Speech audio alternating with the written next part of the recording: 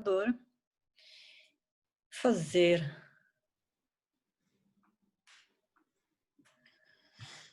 aqui o share. E sei. Bom, então hoje, o assunto de hoje é Shift F5. É a filosofia matriarcal, né? É chamado de Tantra, né? O Tantra a gente estuda como filosofia de comportamento porque ela é uma das bases, ela apareceu na mesma época do yoga, antigamente todas as civilizações eram matriarcais, né? Então vamos falar um pouco da história. As origens. Bom, as origens do Tantra tem a origem da filosofia matriarcal, ela tem a origem com as civilizações. Por quê? Porque as primeiras civilizações do mundo, né, os primeiros agrupamentos humanos eram matriarcais. Primeiro, porque a mulher era considerada uma divindade, né, uma semideusa ou até a própria deusa, né, porque a mulher tem, né, a capacidade de gerar um outro ser humano, de perpetuar a espécie. Então, a mulher era extremamente importante, a fertilidade da mulher, a mulher era extremamente importante nas sociedades mais primitivas. Mas nós vamos falar da sociedade ligada ao yoga, que é onde apareceu o yoga, que foi, né, as civilizações do Vale do Indo, que são as cidades de Harappa, ou agrupamento de cidades chamado Harappa e Mohenjo-Daro, né? Harappa e Mohenjo-Daro, elas estão localizadas na região da Índia, que é quase divisão com o Paquistão, então noroeste da Índia. Elas ficavam, esses sítios arqueológicos, nessas cidades, que foram cidades outrora, elas ficavam às margens do rio Indo, que não existe mais, e o rio Sarasvati, que também não existe mais. Há até algumas especulações de que essas cidades desapareceram porque esses rios secaram, mas na verdade ninguém sabe por que essas cidades desapareceram. Elas foram descobertas recentemente. Primeira vez descrita por um aventureiro britânico chamado Charles Mason, em 1842, quando a Índia passou a ser um domínio da Inglaterra, né? Ela foi colônia da Inglaterra. Então, acredita-se que nessa região de Harappa e Mohenjo-Daro, ou seja, as civilizações harapianas, como os historiadores falam, que iniciou o yoga. E eu vou mostrar isso um pouquinho mais para frente. Esses sítios arqueológicos, eles começaram, portanto, a ser escavados só em 1922, então é muito recentemente. 10 anos depois é que Mohenjo-Daro começou a ser escavada por arqueólogos. E até 1999 foram encontrados mais de 1.000 assentamentos e cidades, né? E é uma região que compreende um tamanho de mais ou menos 1.300 quilômetros quadrados. O que mais impressiona é que essas cidades que apareceram há 7.000 anos, há 6.000 anos, existem cidades assim bem antigas que, segundo os historiadores e os arqueólogos, elas têm até uma idade de 9.000 anos, né? Alguns esqueletos encontrados, né? E elas são impressionantes porque elas têm um projeto urbano extremamente avançado para a época. Eu não sei se dá para ver por essa imagem. Bom, essa imagem que está logo aqui no começo era de uma piscina, né? Que tinha as escadinhas para você descer, tinha vários níveis para quem não sabia nadar, né? Acho que não era muito normal a pessoa saber nadar. E era um local, um ponto de encontro. A gente acha que isso só acontecia nas civilizações romanas, né? Mas nas civilizações harapianas também existia. Dá para ver que as cidades, elas são construídas de tijolos cozidos. E esses tijolos têm uma uniformidade de tamanho em todas as cidades. Então, eles tinham uma uniformidade de pesos e medidas. Aqui não dá para ver, mas o que é também surpreendente nessas cidades é que elas tinham casas servidas por poços de água, ou seja, eles tinham água dentro das suas casas. As casas tinham vasos sanitários ligados por sistemas de esgoto, né, que funcionam até hoje. E alguns historiadores falam que é até muito melhor do que alguns sistemas de esgoto da Índia. Então, imagina uma cidade extremamente antiga, extremamente avançada, né? E notadamente, ela era, sim, pelos achados, ela era matriarcal. E outro indício de que ela é uma sociedade matriarcal é porque ela é uma sociedade igualitária. Pelos achados, né? Os artefatos achados nesses sítios arqueológicos, eles são uniformes, eles não se distinguem entre ricos e pobres. Todo mundo tinha os mesmos utensílios domésticos. As casas, embora algumas maiores, outras menores, não têm uma evidência de uma casa de alguém muito rico ou de algum líder, tipo um palácio, templo. Não existe nenhum tipo de edificação que mostre que aquele local era um centro de poder, né? Então, é considerado uma sociedade igualitária. E uniformidade, né? Então, nas construções, pesos e medidas. É interessante, eu estava lendo, quando eu estava pesquisando, tem um artigo da revista Nature, de abril de 2006, que alguns esqueletos encontrados lá, que datam de 7.500 anos, tem nos dentes coroas, ou seja, restaurações dentárias feitas em vida, né? Comprovadamente feito em vida. Então, era uma sociedade extremamente impressionante para essa época. E não há evidência em qualquer uma dessas cidades a existência de um exército. As cidades eram muradas, mas mais para se proteger das enchentes dos rios e não como uma forma de proteção contra inimigos. Então não existia exército, que isso também é uma característica de sociedades matriarcais. E os achados, né? Alguns dos achados mostram que eles dominavam a metalurgia. Essa dançarina que está aqui no centro, ela é forjada em bronze e foram encontradas várias outras forjadas em bronze, ouro, terracota, que mostra que eles tinham a habilidade de forjar os metais, de trabalhar com os metais, né?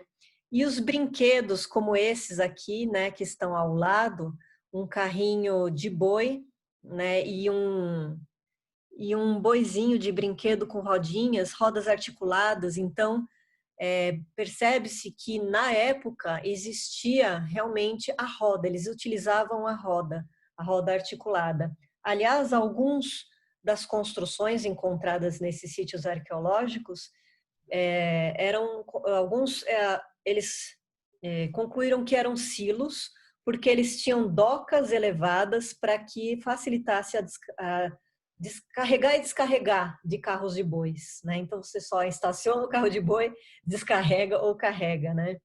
E a evidência que existe, né, que o yoga surgiu nessas civilizações, foram esses selos ou sinetes encontrados, né, nas regiões, principalmente de vários como esse aqui embaixo, de um homem sentado em posição de yoga, em posição de meditação, né? Tanto que mais para frente ele foi considerado Shiva, né? Shiva é o que domina as feras, o Pashupate, né? Que ele está aqui rodeado pelas feras, né? Então tem vários achados de pessoas sentadas em posição de yoga. Eles faziam esses tabletes, ó, em baixo relevo, porque você enchia eles de terracota e aqui para a direita, ele é o resultado, né? Ele sai no positivo, então ele sai em alto relevo. Acredita-se que isso era inscrições de famílias, clãs, não se sabe bem, né? Porque eles dominavam a escrita, como tem aqui nesses tablets, mas ninguém sabe o que é que está escrito, né? A civilização que habitava essa região na Índia pré-ariana, né, antes da invasão dos árias, os arianos foram os primeiros que invadiram a Índia, né? Pelo menos que se tem notícia. Então, a Índia pré-ariana era ocupada por um povo semelhante a essa bailarina, o povo drávida, né?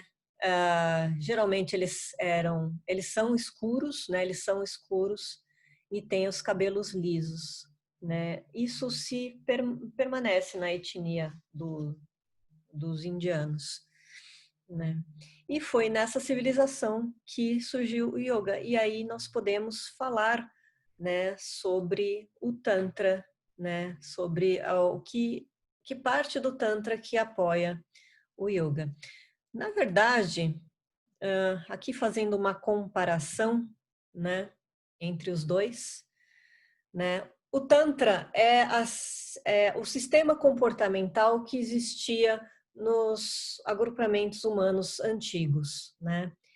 Essa filosofia comportamental existe até hoje? Existe. Existe na China, existe em algumas. Eu já tive assim de conversar com outros professores. Algumas civilizações indígenas no Brasil são matriarcais, algumas do Peru também são, né? Ou seja, a figura principal no sistema matriarcal é a mãe. Mas vamos falar do sistema patriarcal, que é é o nosso velho conhecido, né? Nós utilizamos os nomes sânscritos para o matriarcal, o Tantra, e para o patriarcal, o Brahmacharya, né? Então, portanto, o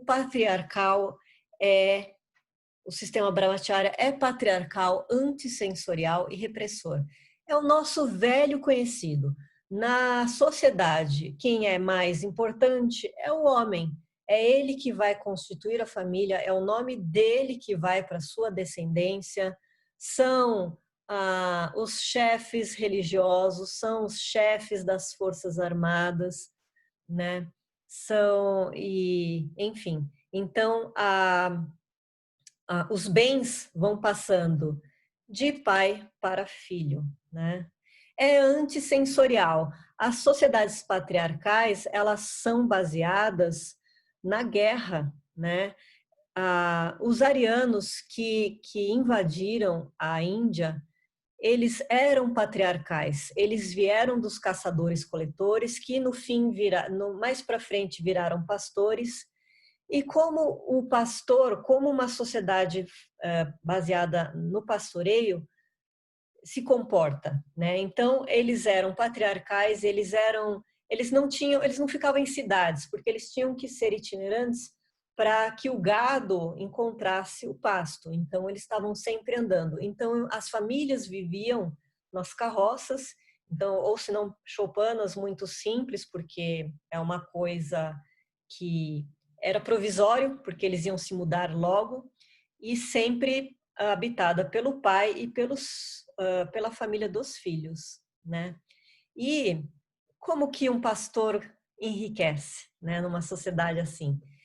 Roubando, tirando as cabeças de gado dos outros ou disputando as áreas de pasto. Então, eles tiveram que brigar, né, por conquistar mesmo a subsistência, né? Se os seus animais morrem, todo mundo vai morrer de fome, né? Então eles não eram eles eram coletores, ou seja, coletava o que achava pela natureza, mas a subsistência era baseada no pastoreio. Então, como que você, né, enriquece tendo mais cabeças de gado? Você tira da pessoa, mata os outros, então baseado na guerra.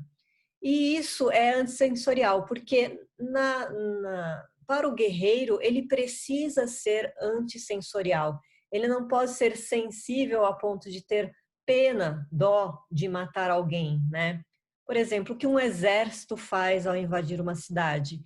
Ele chega, queima todas as casas, mata todo mundo que está lá. Então, você não pode ser uma pessoa sensível para a ponto de poupar os velhos, as crianças, os bebês. Não, é antissensorial. E também o soldado, ele não pode ser tão sensitivo, tão assim, tão ligado aos seus próprios sentimentos. Por quê? Porque a filosofia, né, a cultura é eu tenho que marchar no frio, passando fome, ignorando dor, ignorando doença, né? Porque é assim que é o comportamento do guerreiro, né? É, diminuir, como é que é? Não, é reprimir o que sente para cumprir o seu dever, né? Morrer pela pátria, né? E repressor. Bom, repressor por quê? As sociedades patriarcais, portanto, são mais importantes o homem, né? Isso provavelmente apareceu porque no pastoreio, quando você está lá criando os seus animais, você percebe que as fêmeas tiveram filhotes porque teve um macho que participou desse processo, né? Que quando ela está sozinha, ela não dá filhotes, mas quando ela se junta com o do sexo oposto, aí ele tem filhotes. E aí, a mulher é a mesma coisa. O homem começou a perceber a sua participação e ela deixa de ser divina, porque não é porque ela, por ser divina, está dando luz a outros seres humanos. Não, é porque o homem ele tem a participação nisso. Até aí tudo bem. Só que num sistema patriarcal que, né, a pessoa tem as suas ovelhas e ele quer passar isso para sua descendência. Bom, a mulher sabe quem é o seu filho. Agora o homem nem sempre sabe. Então a única forma de o homem ter certeza naquela época de que a descendência era sua era encarcerando a mulher, era eliminando ela do contato de qualquer outro, né?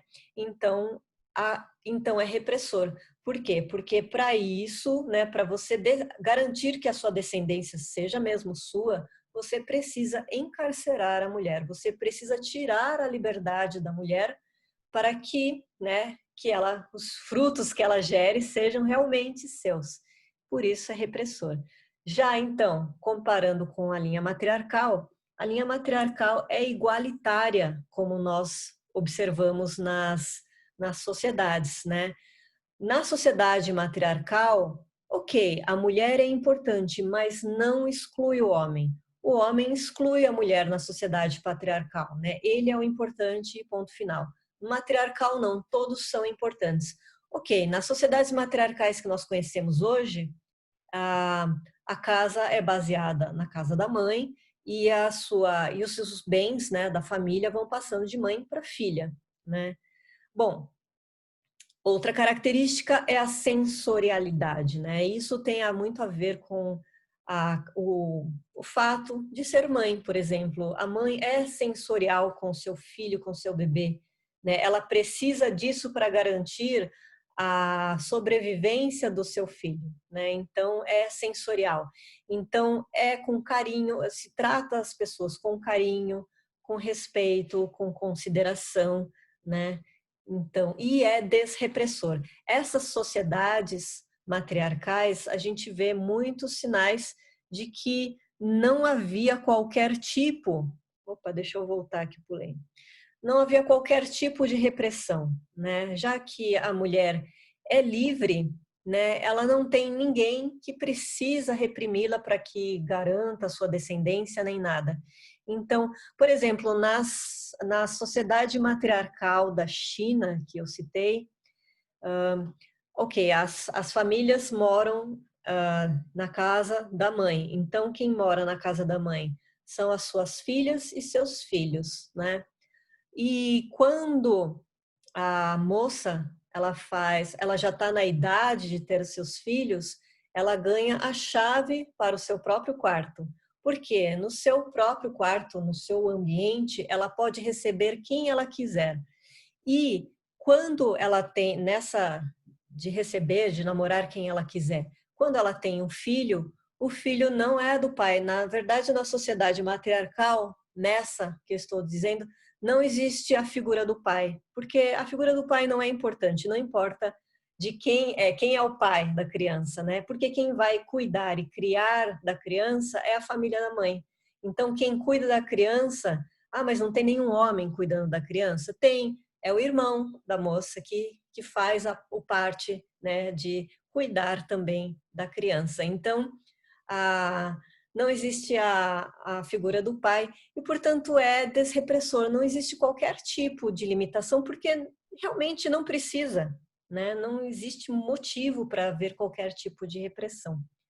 E isso, o que isso tem a ver com a nossa filosofia, né? Nós trabalhamos com uma filosofia que é o yoga, né? Uma filosofia prática que visa o autoconhecimento. E quando a gente percebe essas diferenças de comportamento, de sistemas de comportamento ou filosofias comportamentais, como nós chamamos, ou seja, o Tantra e o Brahmacharya, patriarcal, matriarcal e patriarcal, a gente percebe que comportamentos que nós temos está baseado no caldo cultural que a gente convive. Então, por exemplo, qual é a atitude das pessoas num sistema matriarcal, se comparando com o patriarcal? Por exemplo, bom, o que mais pega é o do relacionamento, né? Então, por exemplo, você está lá numa festa ou se não num lugar bem movimentado e aí tem uma moça olhando para o Pedro, né? Na sociedade patriarcal, o que aconteceria? A moça jamais ia dar o primeiro passo, né? Ela nunca ia tomar a iniciativa, porque no sistema patriarcal nós estamos acostumados que o homem tenha a iniciativa, né? Então ele vai lá e conversa, né? Tipo, vai pagar uma bebida, né? E é isso. Então, se ele tiver interessado, ele que chega junto. Já no sistema matriarcal, né, nas pessoas, quando a gente tenta virar o nosso comportamento para estar mais matriarcal, se tem uma moça lá paquerando o Pedro na festa, ela vai dar o primeiro passo, sim. Ela vai chegar para o Pedro, falar que achou ele muito interessante e que poderiam dançar ou poderia conversar num lugar mais calmo e tal. E a pessoa, o rapaz, né, tendo o comportamento mais para a linha matriarcal, ele não vai achar que a moça é uma pessoa fácil, que, já que ela está aqui me abordando, ela está afim de mim, eu já posso ir metendo a mão. Nada disso, não existe isso, né? Na verdade, o homem no sistema matriarcal, ele sempre espera que a mulher tome a iniciativa, né? E, portanto, é uma relação de respeito em relação à mulher e também a mulher em relação ao homem, né? Não é porque, mesmo que o rapaz venha abordar, né, conversar, ela não vai chegar agarrando, beijando o cara, né? Mesmo por mais que esteja afim, sempre existe uma relação de respeito, né? Nas outras formas de se relacionar, ou seja, de relacionar com empregados, com colegas de trabalho, com a família, também é sempre com respeito e carinho, levando em consideração as vontades dos outros, né? Por exemplo, num sistema organizacional, numa empresa patriarcal, é assim: eu sou o chefe, eu mando e você, se tem juízo, obedece.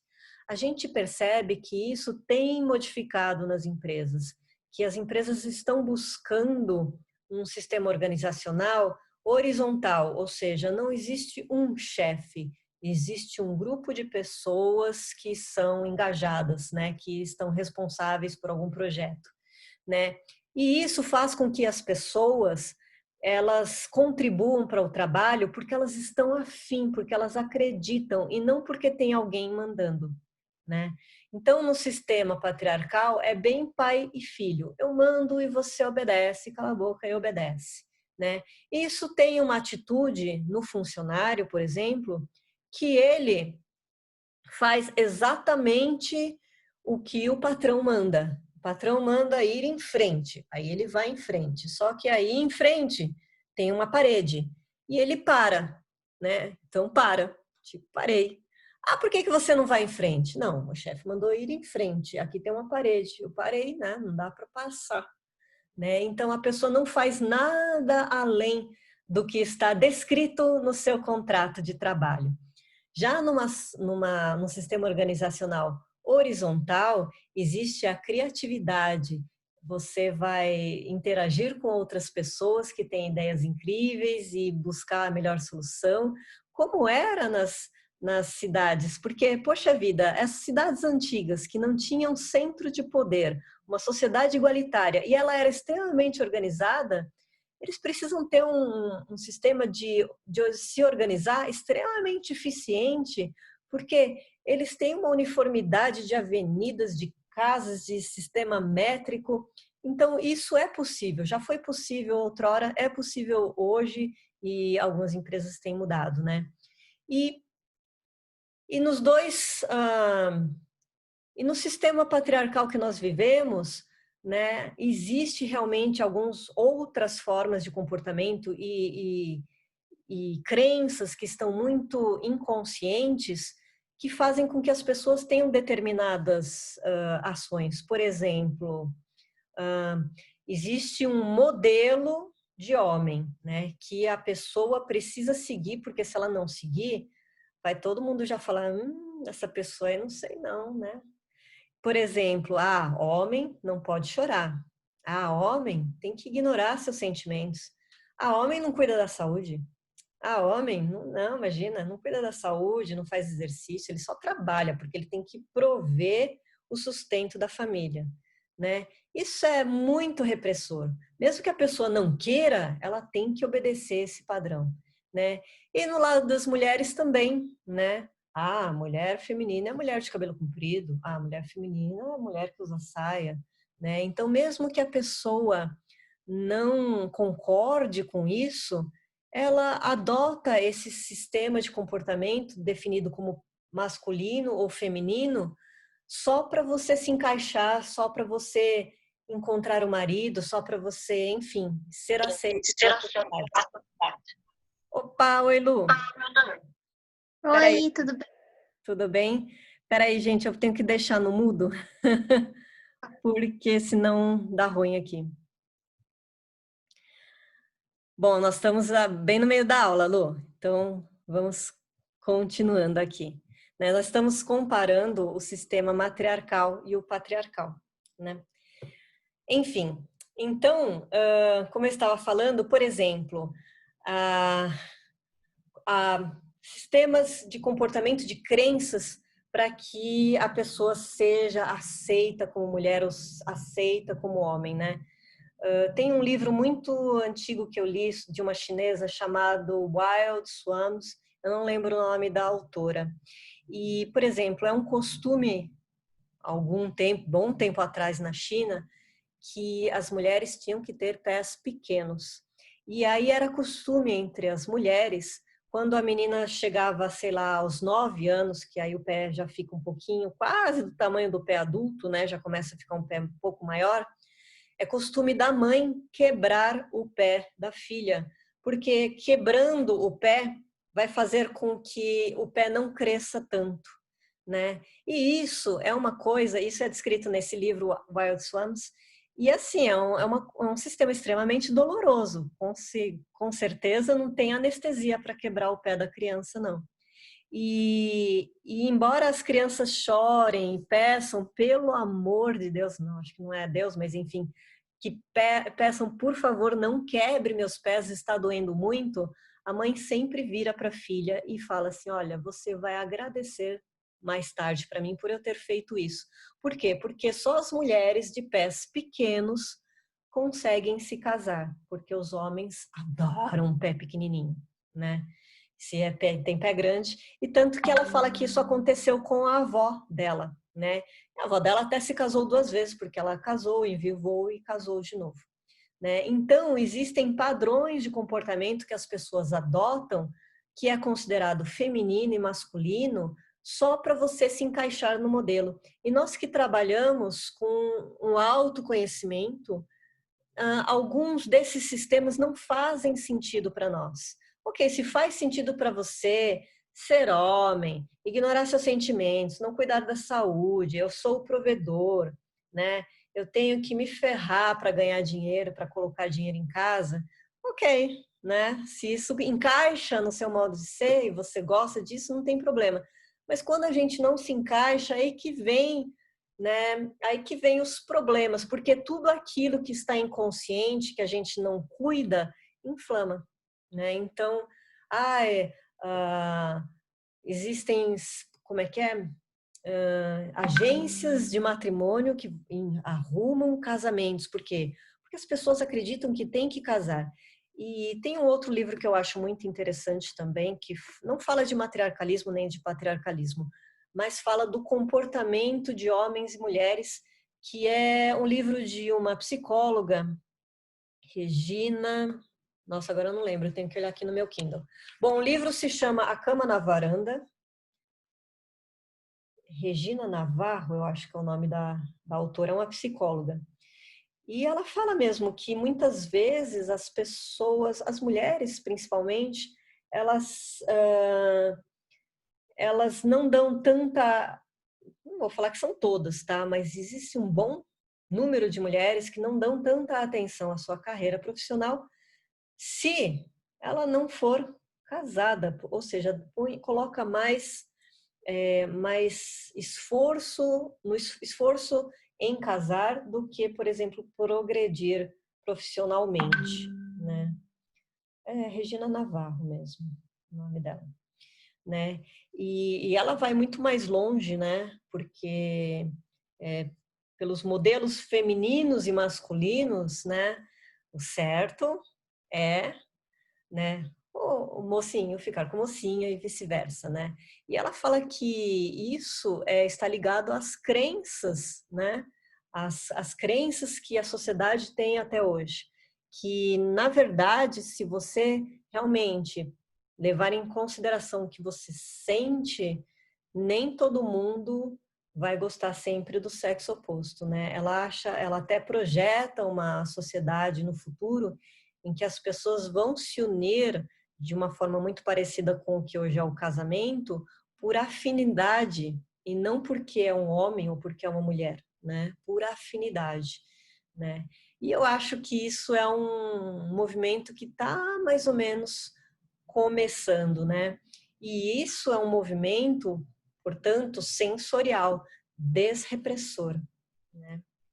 Bom, agora passando à parte do yoga, né? Eu uso aqui o livro Curso Básico, né? Que orienta essa parte da filosofia. Ou seja, o yoga é a filosofia prática mais antiga que se tem notícia. O Tantra, ou sistema matriarcal, é o sistema comportamental mais antigo que existe. E outro pilar da nossa filosofia, que é o Samkhya, uma filosofia mesmo teórica, é a filosofia mais antiga que se tem notícia, que é naturalista. Tantra, portanto, né, falando do sânscrito, né, ele tem como tradução, desculpa, rede, teia, trama, tecido, a maneira correta de se fazer qualquer coisa. Então, o Tantra, ou os tantras, né, que são escrituras sobre a filosofia matriarcal, são as escrituras que expõem o Tantra, que é essa filosofia, né, matriarcal, e é uma filosofia rica, poética e artística, né, da tradição cultural da Índia. E no yoga existem, como eu estou mostrando, 3 escolas, né, do Tantra. Aliás, 3 linhas e 7 escolas, né? Existe o tantrismo negro, o cinza e o branco. Então, algumas linhas de yoga que são baseadas no Tantra, pode ser em uma dessas 3 linhas, tá? O Swastika Yoga é baseado na linha branca, o Dakshinachara, ou seja, o da mão direita, né? Existe a linha cinza, o Hatha Yoga, ele faz parte da linha cinza, ele é de origem tântrica também, de matriarcal, da escola Kaulachara, existem essas outras escolas, e existe o tantrismo negro, né, que é o Vamachara, e ele não é lá muito respeitado na Índia e nem fora dele, porque, assim, quais são os códigos comportamentais dessas três linhas, né? A linha negra libera o álcool, as drogas, as carnes, né? A linha cinza é uma variação entre as duas, está no meio do caminho, né? E a linha branca, que é a nossa, da Dakshinachara, ela não recomenda o uso de drogas, drogas que alterem a consciência, né? Claro que você, se tiver uma dor de cabeça, vai tomar um analgésico, né? Não, então, não recomenda as drogas e nem o fumo, nem o álcool e nem as carnes, né? Por quê? Por causa, adotando esses princípios, você consegue evoluir na prática de uma forma segura e rápida, tá? Por observação, né, nesses 5.000 anos de história do yoga, o que teve mais sucesso em atingir a meta do yoga foi o da linha branca, né? O da linha tântrica também. Existe a linha brahmacharya, sim, existem linhas de yoga que estão baseadas na filosofia patriarcal. Isso aqui, via úmida e via seca, é assim, com relação sexual ou sem relação sexual, tá? Uma forma de você aumentar a sua energia pode ser através da relação sexual, que é a via úmida, tá? A relação sexual, gente, não é aquela coisa sacanagem, não. É tipo, é o romance, é você estar apaixonado, só isso, né? Só essa energia do amor, amor pelo outro, mesmo que seja desinteressado, sabe? Não precisa haver retribuição. É um acelerador para chegar à meta, que é o estado de consciência, que é a meditação, né? Existe a via seca também. Eu não quero ter ninguém na minha vida, não quero estar apaixonado, sou muito bem sozinho, né? Então é a via seca, é sem, né? Sem envolvimento amoroso, afetivo, né? Também acontece, por exemplo, sei lá, no tantrismo, né? Aqueles velhinhos, né, que já de tanto tempo juntos já viraram irmãos, né? Não são mais casal. E aí eles se veem lá, um casal apaixonado, eles veem um casal apaixonado e viram um pro outro e falam assim: nossa, lembra como a gente era assim, né? A gente era tão bom quando a gente era assim. Se fosse da linha patriarcal, da linha brahmacharya, né? Aquele casal de velhinhos, né? Que já são irmãos, né? Que quando vão dormir, fica cada um na cama lendo o seu livrinho, né?